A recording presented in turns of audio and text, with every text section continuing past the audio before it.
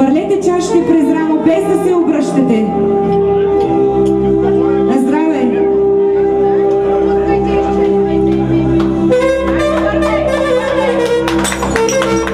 А сега се обърнете и набързо пребройте парченцата.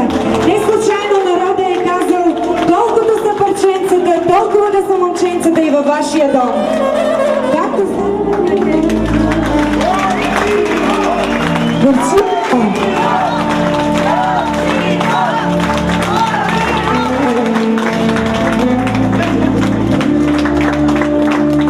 Хайде сега, млади съпруже, вземи младата си невеста на ръце и както я носиш сега, така да я носиш цял живот.